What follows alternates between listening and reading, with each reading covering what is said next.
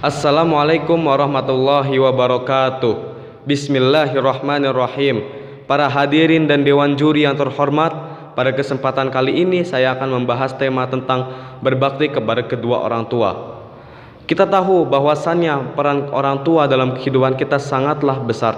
Oleh karena itu, mereka adalah manusia yang pantas dihormati di muka bumi ini. Mengapa demikian?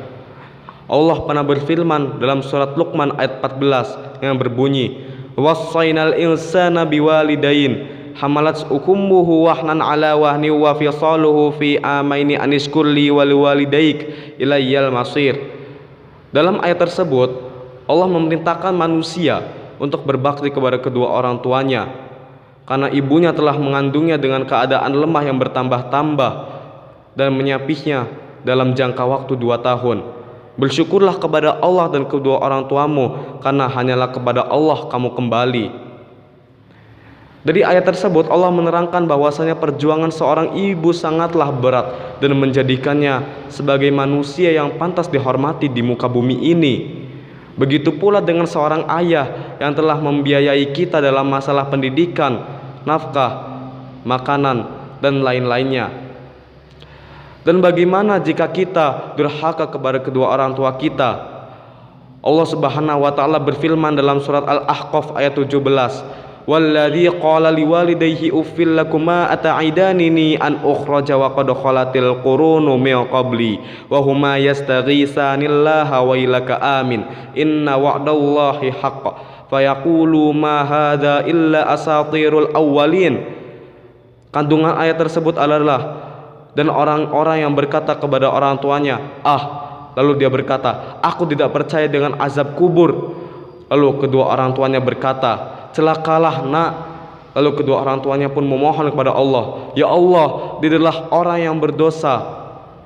Di ayat selanjutnya, yaitu surat Al-Ahqaf ayat 18, Allah berfirman, "Ulaika alladzina haqqa 'alaihimul qawlu fi umamin qad khalat min qablihim minal jinni wal ins innahum kanu khasirin."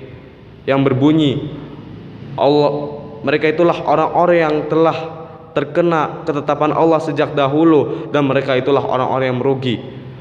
Dari kandungan ayat ini Allah menyamakan bahwasanya ridho Allah tergantung pada ridho orang tua kita. Maka jika orang tua kita marah, maka Allah pun juga marah atas perbuatan kita. Dan lalu apa saja perbuatan-perbuatan yang termaksud dalam kedurhakaan dan berbakti kepada kedua orang tua kita?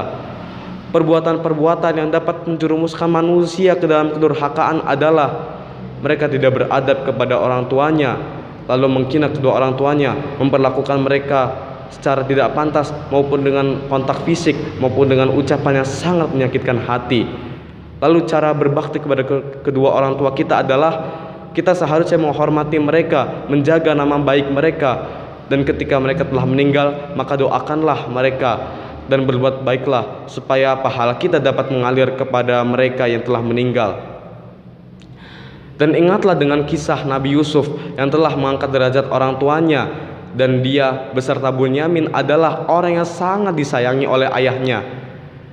Lalu Nabi Yusuf pernah bermimpi, "Sesungguhnya aku pernah melihat 11 bintang, matahari dan bulan, semuanya bersujud kepadaku." Lalu ayahnya yang berupa Nabi Yusuf itu menjawab, Sesungguhnya kamu adalah orang yang sangat dihormati." Namun ketika itu memang Yusuf mendengar percakapan, Yusuf mendengar hasutan dari saudara-saudaranya yang iri. Lalu mereka bersepakat membuang Yusuf ke sumur. Dan ketika dewasa, akhirnya Yusuf diangkat menjadi Perdana Menteri Mesir. Dan akhirnya beliau dapat mengangkat derajat orang tuanya yang tinggi, yaitu mengangkat ayahnya ke atas singgasana yang tinggi. Lalu dari hikmah dari cerita ini, Allah memerintahkan agar kita dapat memegang kekuasaan ini, dan bahwasannya segala harta yang kita miliki dapat membantu kita untuk membalas budi perbuatan baik orang tua kita selama ini.